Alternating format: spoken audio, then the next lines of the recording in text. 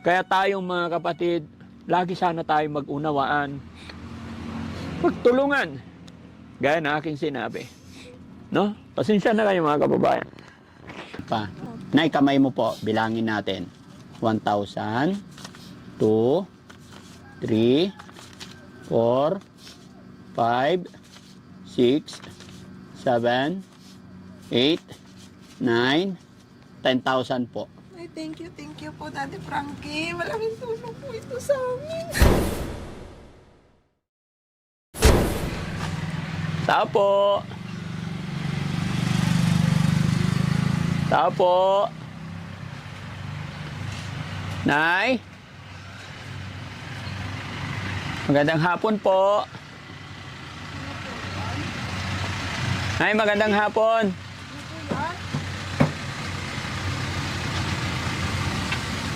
Nay, ako po si Daddy Frankie.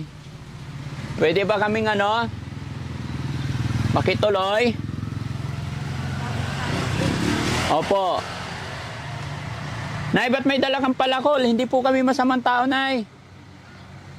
Wala po kasi akong kasama dito. Sino po kayo? Ay, wala kayong kasama?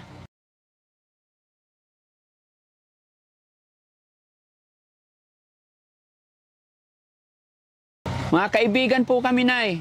Hindi po kami masamang tao. Pwede ba kaming Pasensya na po kasi yung mata ko malabo. Ay, malabo yung mata nyo. Eh po. Opo. Pwede po tumuloy? Sige po. Ay, nakatali pa, Nay. Ay, ganyan lang. Pwede po ba pumasok? Anong pangalan ni Nanay? Christina po. Nanay Christina. Sige po, Nay. Dito po tayo, mainit po. Oh, bakit malabo mata? Dahil po sa diabetic ko. Ay, diabetic. Minsan na po, nadalahan po kayo ng Oh. palakol. Oh, bakit may dala kayong palakol? Nainugurado lang po kasi alam nyo na, yung paningin ko, mamaya may luko-luko eh. Ah, so ibig sabihin may mga loko-loko rin dito. Marami po dito, lalo na yung tabi po ng kasama. Ako po kayo, Daddy Frankie. Pasensya nyo na po yung bahay namin ha. Okay lang po. Pasok na po ako. Sige po, ako po kayo. Ilang taon na po kayo? 44 po. 44 pa lang. Tapos malabo na yung mata. Opo. 14 years na po ako na type 2 diabetic. Ah, okay. Tapos itong July 28 po, na-confined ako. Doon na po, lumabo ng husto tong mata ko. Okay. So, sino pong kasama nyo dito nakatira? Yung anak ko po, at saka yung asawa ko. Kaso yung asawa ko po, wala siya ngayon. Nag-extra po ng construction. Oh, ilan po anak nyo? Dalawa po. Yung panganay ko po, anak ko po sa una yon. Tapos, yung pangalawa, Pangalawa po, yan may anak din po kami isa. so ibig sabihin, dalawa asawa nyo? Isa lang po, yung ngayon lang. Ay, yung ngayon. Yung una po, iniwanan ko po yun. Ah, bakit nyo po iniwan? Nambubugbog po kasi siya. Tapos, di pa ako binibigyan ng pera pag nagsasahod siya. Oh. Ayaw din po niya ako pagtrabahuhin. Kawawa po kami mag-ina. Ay, baka ayaw kayo pagtrabahoin kasi ganyan na yung itsura nyo po, ay kalagayan nyo. Hindi, bata pa po ako noon. Ah, bata ka pa noon. 20 plus pa lang ako noon. Ah, so ibig sabihin, ay, sorry gaano na po katagal na nawalan? As in bulag na po ba kayo? Hindi po, nakakaninag po ako. Kaya lang, gaya po sa inyo, nakikita ko kayong tao, pero yung mukha nyo po parang blanco. Ah, blanco na. Opo. Malabo Parang na. anino po. Pero kilala nyo po si Daddy Frankie. Opo, napapantay ko po yung mga videos nyo nung kalinawan pa ng mata ko. Ay, ganon? So ibig sabihin, napapanood nyo pa ako nakaraan. Opo. Tapos natutuwa nga din po ako dun sa dun kay yung sa video nyo ni Nancy. Opo. Ay, matagal na yun Oo nga po. Tapos yung kay ito. Yung Lisa po na... Si Ate Lisa. Mm-mm. So, ibig sabihin, nung panahon ni Nancy, nakakapanood pa kayo sa cellphone? Napapanood ko pa po, pero nangihiram po ako ng cellphone ng anak ko noon. Opo. Nung may nagregalo po sa akin ng cellphone, nagkataon naman po na nag-blurred na yung paningin ko. Pero minsan po pag pinapa-operate ko po sa asawa ko o yung anak ko, Opo. yung cellphone. Kahit po sa boses lang, pinapakinggan ko na lang po yung mga videos nyo, yung sa pamamagitan po ng boses. Kinig na lang. Okay. Anong pangalan ulit ni Nanay? Christina po. Nanay Christina. Yes po, tama po kayo. Ako po at ang itong mga kasama ko, kami po ang Team Daddy Frankie. Kaya kami napunta rito dahil kay Boss Tax, no? So yon mga kababayan, mga kabarangay, isang mapagpalang hapon po sa atin lahat. Kumusta po kayo? Sana po ay nasa mabuti kayong kalagayan, mga kababayan, mga kabarangay. Saan man po kayo naroroon, doble-doble ingat po tayo. At sa panahon na ito, mga kababayan, lagi po tayo magdasal. Dublehin pa natin, paigtingin pa natin ang pagkapit natin sa puong may kapal. Lalo na po sa mga dagok na pinagdadaanan or mga pagsubok, mga kalamidad na dumarating sa atin. Lalong-lalo na po sa mga lindol na pinagdaanan ng mga ibang lugar. Mga iba nating mga kababayan nagsasaper sa malalakas na lindol. At sana ilayo na ni God yung mga sakuna na nagbabanta sa atin. No? Kaya masasabi ko po, palakasin pa natin ang ating pananalig, ang ating pagtitiwala sa ating Panginoon. At sa hapon na ito, mga kababayan, gaya na aking sinabi, nandito po ang team dahil nabalitaan po namin na may isang nanay na nabubulag, pero sabi ni nanay talagang blurred na ang kanyang paningin. Kaya po nagtungo ang Team Daddy Frankie para kausapin at kumustahin. Alamin natin gaano nga ba kahirap yung ganitong sitwasyon. At nakikita naman natin, mga kababayan, talagang magulo na ang bahay at mukhang hindi na rin naayos. Gawa po yan ng kahirapan ng buhay at pangalawa sa sakit na pinagdadaanan ni nanay.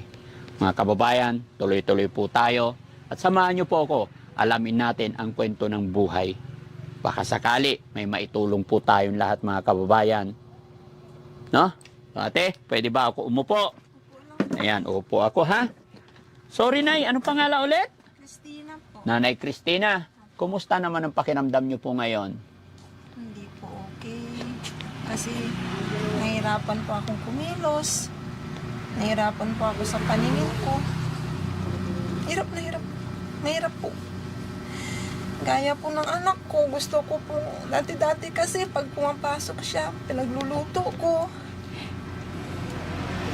Minsan po sinasabi na nung anak ko, ma, namimiss ko na yung pinagluluto niya ako, pinaghahanda niya ako nung taon. Ngayon, di ko pa nung nagagawa, di ko na nagagampanan dahil po sa kalagayan ko. Minsan po, kuha lang ako ng tubig, iinom. Kung ano-ano na yung nasasagi ko. Napapagalitan na nga po ako minsan ng anak ko kasi kilos pa kayo ng kilos. Alam nyo nang ganyan na yung mata nyo, sabi niya. Sa akin po kasi, Daddy Frankie, gusto ko po yung makatulong kahit po sa gawaing bahay lang. Opo. Kahit lalo na po sa asawa ko, pag galing po ng trabaho dati, napagsisilbihan ko pagdating. Kasi alam ko po yung pagod. Opo. Pero ngayon po wala. Tingin ko po sa sarili ko, pakiramdam ko, inutil na po ako. Wala na po ako magawa. Dito lang nakaupo. Pagsasandukan nila ng makakain. Hirap po, Daddy Frankie, hirap. Ang ganitong kalagayan. Hirap na hirap po akong kumilos. Maghihintay ka dito maghapon? Iiwanan dadatnan nila? Minsan nga po, nadidisgrasya na ako dyan. Kaganda pasa-pasa na ako. Kukuha ako, kakapa-kapa ako. Kuha ako ng makakain ko dyan sa lamesa. Nauuntog na ako. Ilang taon na po ba yung mga anak niyo? Yung panganay ko po, yung anak ko po sa una, 20 na. Magti-21 po siya nitong October 27. Opo. Pero wala po nga po siya dito. Nasa Iloilo po yun. Bakit siya nandoon? Doon po kasi yung girlfriend niya. Tapos, parang Magsama na? na din po doon. Opo. Nagsasama na sila ng girlfriend niya. Parang naglilibin po sila. Anak Pero niyo po ba? Lalaki, babae? lalaki. Lalaki. Tapos yung anak ko po sa pangalawa, 13 anyos pa lang po, grade 8 po siya. Dalawa lang anak niyo. Opo. Mga kapatid niyo po? Wala po. Halos, sa madaling salita, Daddy Frankie, halos itinakwil na po ako ng mga sa side ko. Bakit naman ganun? Wala po nang ganito na yung nangyari sa akin. Ilang beses po ako pabalik-balik ng hospital. Gaya itong taon na 2025.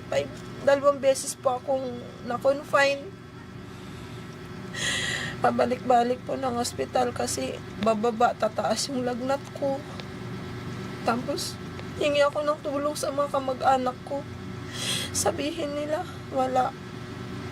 Bakit di magtrabaho yung asawa mo? Hindi yung aasa sa amin. Isang beses lang naman po kami humihingi ng tulong sa kanila. Meron pa po sa kanila, sasabihin nila sa amin.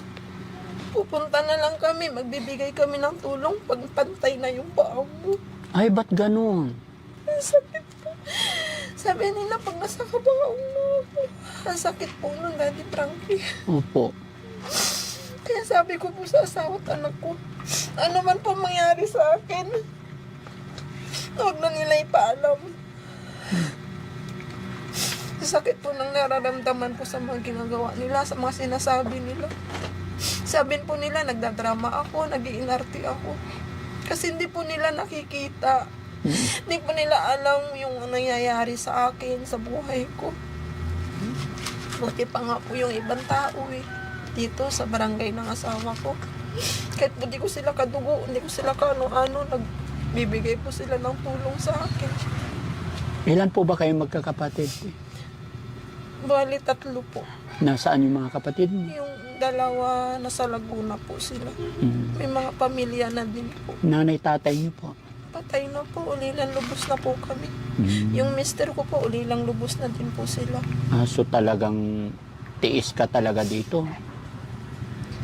Tiis po talaga. Pero nakausap mo na ba yung mga kapatid mo kahit sa telepono para na ipaliwanag yung... Video call po, ginagawa ng mister ko. Opo. Mismong nasa hospital po ako, Daddy Frankie. Naka-confine po ako. 15 days akong nasa hospital, Bulingit. Opo. Ayaw nila maniwala. Sabi nga po nila, nagdadrama lang daw po ako. Sabi ko, huwag na natin ipilit kung ayaw nila. Kasi Opo. doon sa salitang binitawan nila na pupuntahan nila ako pag nakita nilang nasa kabaong na ako. Okay na ako. Kahit di na nila ako tulungan, okay na. Sakit po kasi yung salita na binibitawan nila. Sa tingin mo, ate, bakit sila napagbitaw ng ganun? May nagawa ka bang hindi maganda sa kanila?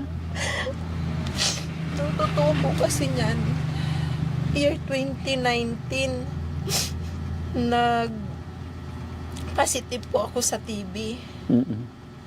Ngayon po, sabay diabetic na din po ako noon. Yun nga po, pabalik-balik ako ng hospital. Nagkataon naman po na nag-aagaw buhay na yung mama ko.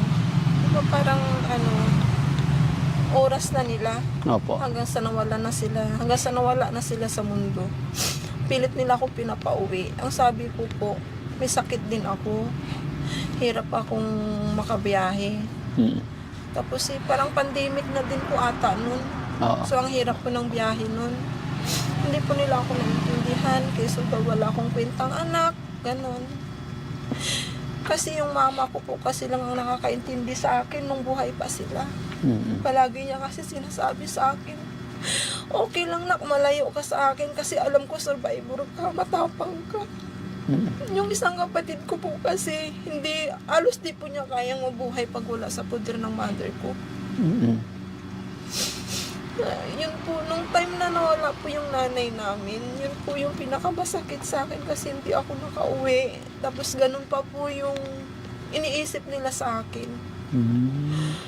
Yun po yung dahilan kung bakit nagtanim sila ng galit sa akin. So parang nagtampo sila sa'yo, nagtanim sila ng galit nung hindi ka nakauwi nung nawalan ng hininga ang iyong nanay. Pero sinabi ko naman po sa kanila na ganito yung kalagayan ko. Pinakita ko po, pinicturan ko, sinend ko po sa messenger yung resulta ng sakit ko. Opo. Ayoko namang maniwala. Hindi talaga sila naniwala. Parang nanaig yung tampo at galit nila sa inyo. Kasi katwiran po nila, Daddy Frankie, magulang mo yan, kaya mong tiisin.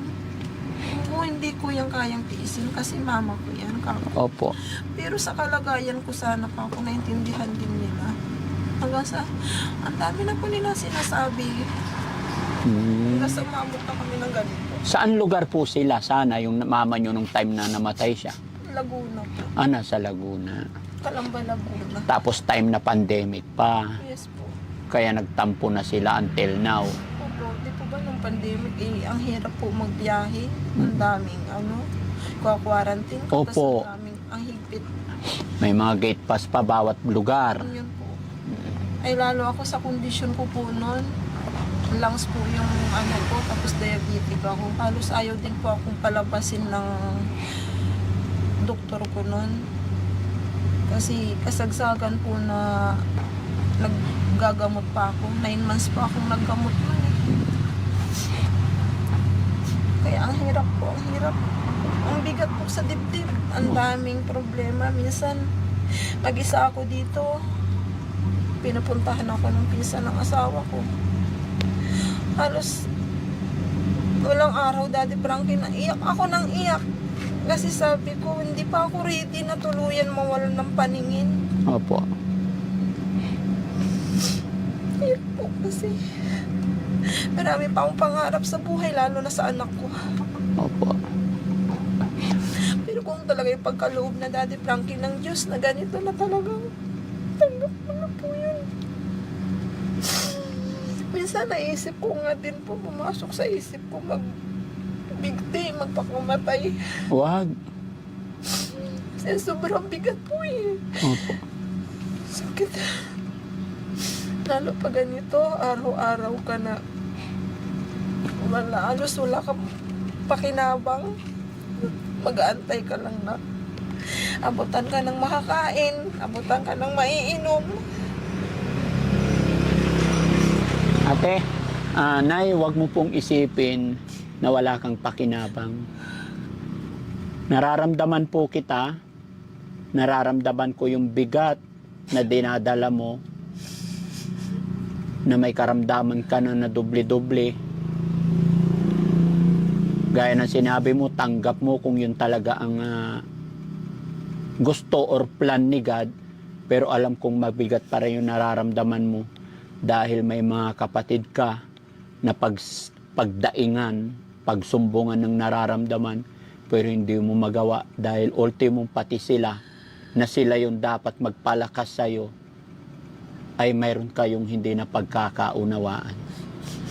Pero Nay, huwag ka pong mawala ng pag-asa. Alam po ni God lahat ng paghihirap mo.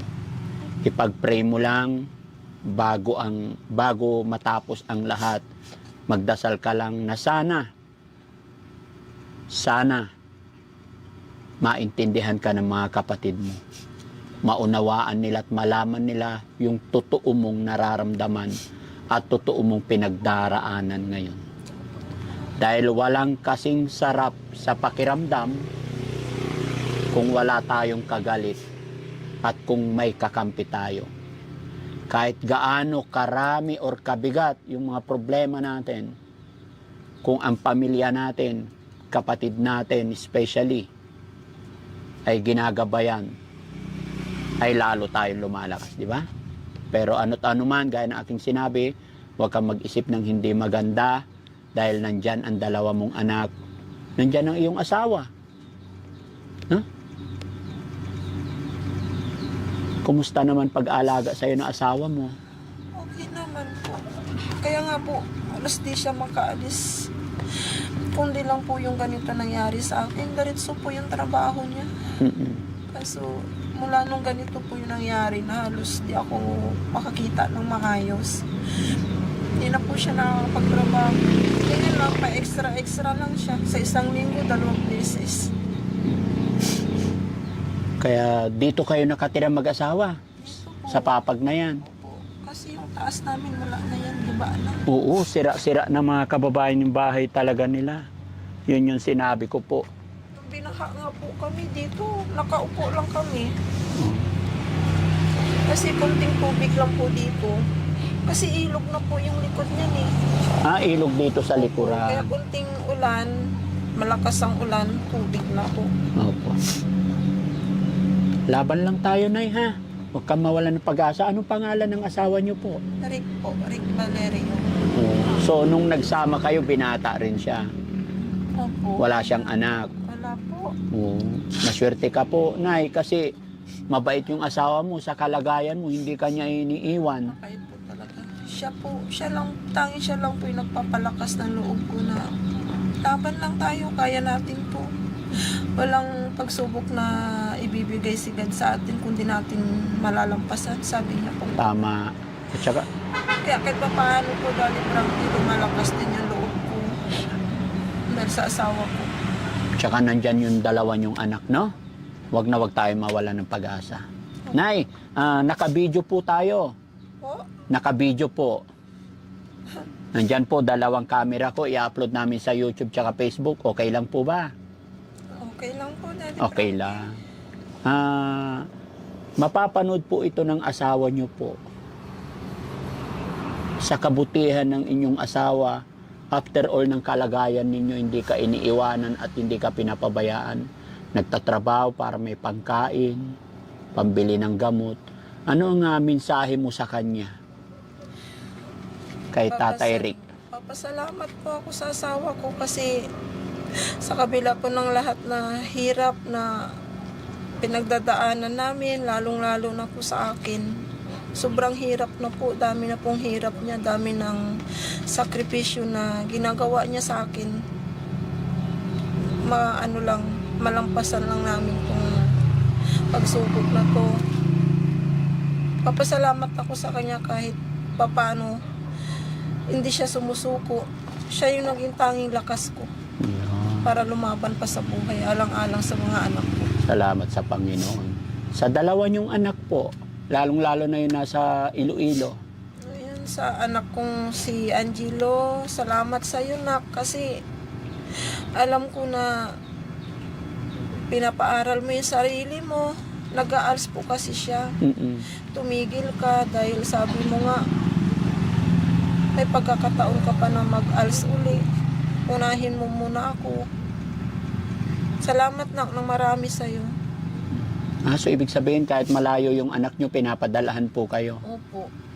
Okay. Ano po yun, hindi rin po kalakihan yung sahod niya, pero inuuna niya pa rin po pag sinabi kong wala na akong pambili ng insulin. Kasi nag-i-insulin na po ako, Daddy Frankie, pang-inject. Yan, gagawa po siya ng paraan, pero pag wala po talaga, hingi po siya ng pasensya. Pasensya ka naman, wala talaga akong maibibigay, gano'n. Sa bunso kong anak, salamat nak, sa May, kahit pasaway ka minsan. Ginagabayan mo din ako na magkikilos. Sa lahat ng problema na talagang pamilya ang makakatulong sa atin pag oras talaga ng kagipitan, no? Kaya wag po kayong mag-alala. Hindi po ibibigay ni God ang problemang yan kung hindi kaya. At ano't ano man po ang mangyayari, may mas magandang plan si God, no?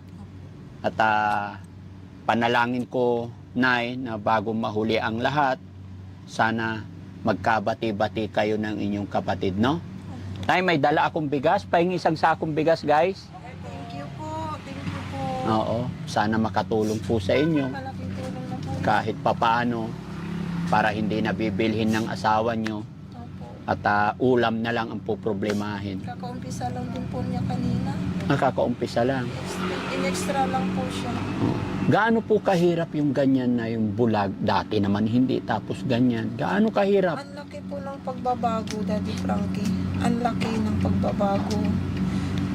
Kagaya nga po nasabi ko kanina, parang wala na akong silbi, ganun. Ang bigat-bigat po sa pakiramdam na kahit tubig lang, halos di ko magawang kuhain. Dito nakaupo lang pag nandito yung anak ko. Tatawagin ko pa yung anak ko.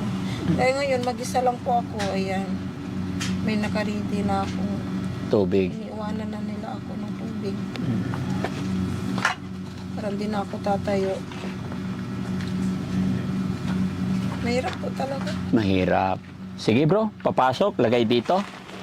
Sa tabi ni nanay. Hindi man niya makita maigi, pero mararamdaman niya yan. Thank you po. Ayan, no? Thank you. Oo. 25 kilos po yan para hindi nabibilhin. Opo. No? At magbibigay pa ako ng nay, pambili mong gamot.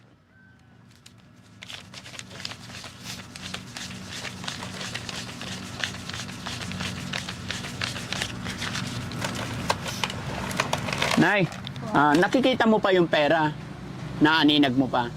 Naninag po. Pagtutukan po, tukan ko ng tingin. Naaninag pa? Opo. Nay, kamay mo po. Bilangin natin. 1,000, 2, 3, 4, 5, 6, 7, 8, 9, 10,000 po. Ay, thank you po, Daddy Frankie. Malaking tulong po ito sa amin.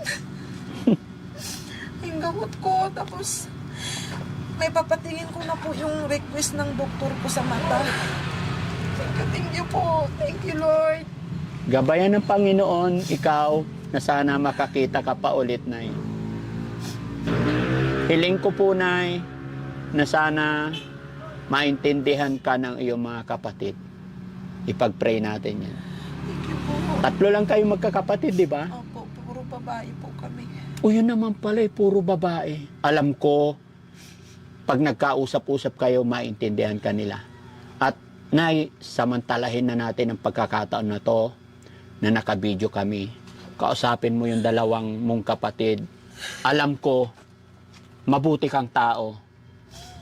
So kung ano yung nararamdaman mo, yung nararamdaman din nila. Yung dugo dumadaloy sa iyong katawan, ganun din sa kanila. Ipaliwanag mo ang lahat mula noong nagka-TB ka up to now. Alam ko na, walang imposible. Pag narinig nila ito, maintindihan ka nila. Sige po, Nay. Banggitin mo yung mga pangalan nila. Doon sa 2 kapatid ko, kay Grace Magno, sana tol, dumating yung panahon na magkakausap-usap tayo ng personal. Lalo na sa'yo, Casey. Gustong-gusto ko na magkakaharap-harap tayong 3. Kaso, kaya na sabi ko sa inyo, hindi ko kaya na bumiyahe mag-isa. Wala akong sapat na pamasahe papunta sa inyo. At sana mapatawad nyo na ako. Dahil sa naging kalagayan ko, unang-una pa lang nagka-diferensya ako sa baga. Hanggang sa tumaas na ng tumaas, lumala na yung diabetic ko. Hanggang sa ngayon, alam nyo, nahirap na ako maglakad. Hirap na din lalo yung paningin ko. Sana mapatawad nyo na ako. Yun ang tangi kong hiling. Magkaharap-harap tayo, magkakausap tayo para magkaayos na tayong 3. Sana dumating yung panahon na mapatawad nyo ako. Bago pa man kung ano yung mangyari na hindi maganda. Gusto ko habang nakapagsalita pa ako, habang buhay pa ako, habang medyo malakas pa ako, magkakaharap tayong 3, magkakausap at maging maayos. Sana naintindihan yun din yung kalagayan ko. Ang bigat kasi, Daddy Frankie, na Opo. tinuturing, alam mong may mga kapatid ka, pero nagmamatigas sila sa'yo. Mm. Ilang beses na ako nakiusap sa kanila. Random kita, Nay. Nangyari din po sa akin yan. Pero mula nung nagkabati-bati kami, napakagaan sa pakiramdam, napakasarap. Kaya nararamdaman po kita. Laban lang, Nay. No? Nararamdaman po kita. Mga kababayan, no? Mga kapatid, walang ibang magtutulungan po, kundi tayo magkakapatid. Kung ano po ang pinagdadaanan ni nanay, mas doble ang sakit sa kanya. Dahil hindi na sila nagkakaintindihan magkakapatid, tapos may malubha pa siyang sakit at hindi pa siya totally nakakita. Kumbaga, sobra. Kaya tayong mga kapatid, lagi sana tayong mag-unawaan. Magtulungan. Gaya na aking sinabi. No? Pasensya na kayo mga kababayan. Kumbaga, nangyari po sa akin yun. Napakasarap talaga mga kababayan pag lahat tayong magkakapatid sa mga magulang natin. Masarap at nagkakaunawaan tayong lahat, nagtutulungan tayo.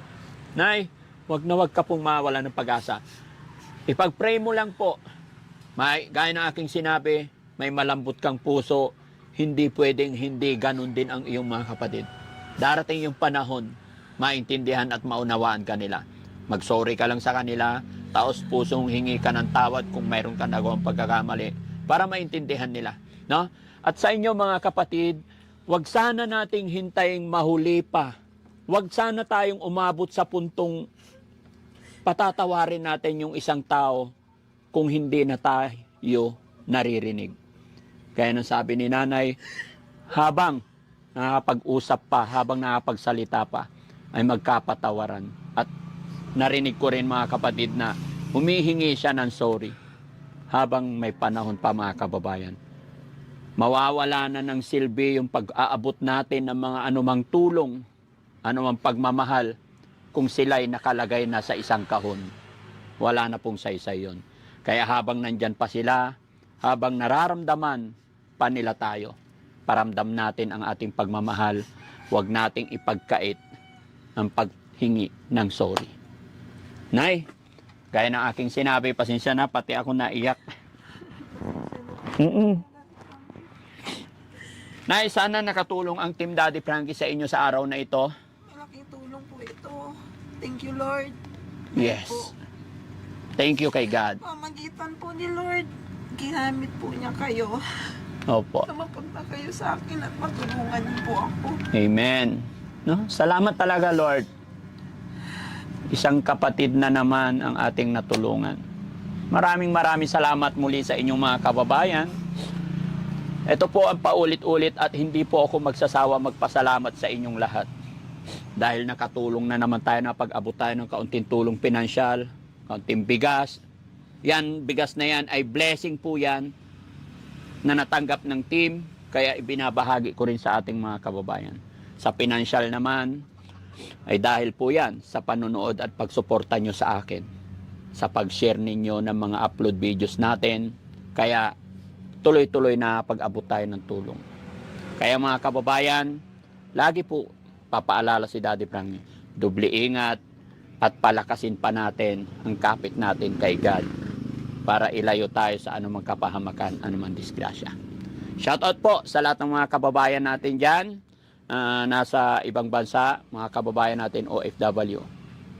Saan man po kayo naroroon, dito sa Pilipinas, Luzon, Visayas, Mindanao, lahat-lahat po kayo. Mahal na mahal ko po kayong lahat, mag-iingat po kayo.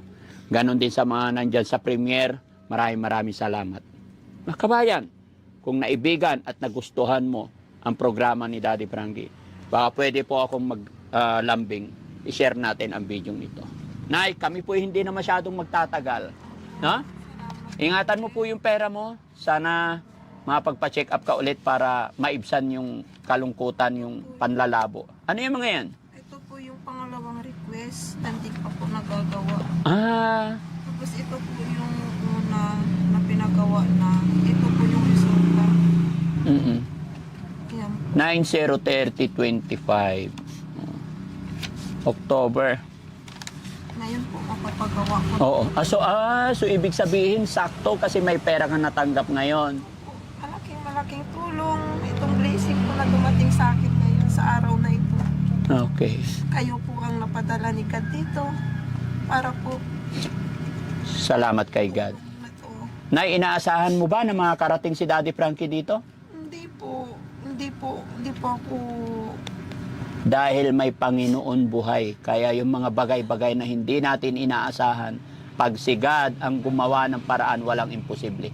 Hindi ko po talaga inaasahan. Yes po. Kasi po, sa totoo lang po, ang nasa isip ko po kasi, lalo pag mga kagaya niyo po na malalaking vlogger, Opo. mga big vlogger na, sabi ko, malabo akong mapuntahan, malabo akong makahingi ng tulong kasi malayo. Makakaku kung yung mga malalapit lang sa kanila, yung nararating nila. Pero nung nababantayan ko po, napapanood ko yung mga videos nyo, kung saan-saan palang mga lugar yung nararating nyo. Kaya, nagpe-pray pa ako noon na sana, Lord, sa isang araw, maligaw si Daddy Frankie o Team Daddy Frankie dito sa lugar namin. At ito na nga po, natupad po yun. Salamat sa Panginoon. Yun po. Hindi ko po talaga in-expect na Daddy Frankie. Salamat. Bukas na bukas po, magpapaano na ako. Yes, huwag mawala ng pag-asa. At lubin sana ng Panginoon na makabalik pa sana ang Team Daddy Frankie para matulungan ka pa namin. Masaya po ako na makakita ka muli. Sana po, huwag tayong mawala ng pag-asa, mag-pray lang tayo. Opo. Yan mga kababayan, mga kabarangay. Bukas po ang pintuan ng Daddy Frankie sa mga gustong magpaabot ng tulong para kay nanay. May Gcash po ako dyan mga kababayan. Comment nyo lang na para kay nanay para maiparating namin agad. Sa mga may mabubuting kalooban lang po, sa mga may extra, may sobra. Kahit 20-20 lang mga kababayan. Maraming salamat. Nay, bigyan kita ng konting pagkakataon para manawagan sa ating mga kababayan. Sa mga nakakapanood ng video na ito, sa Team Daddy Frankie, nananawagan po ako na sino man po sa mga may kaya o sa mga may magagandang puso, kahit po maliit lang na halaga, kung pinag-ipon po yan, pinagsama-sama, malaking tulong at malaking bagay na po yan para sa akin. Gusto ko lang po kasi na makakita uli ng maayos. Kaso lang po wala akong sapat na kakayahan na magpagamot. Kaya sino man po sa inyo ang may magandang puso, yung bukal po sa loob nyo, tatanggapin ko po. Basta po galing sa inyo, galing sa puso nyo. Maraming salamat po. Thank you so much mga kababayan. Maraming salamat po. God bless po.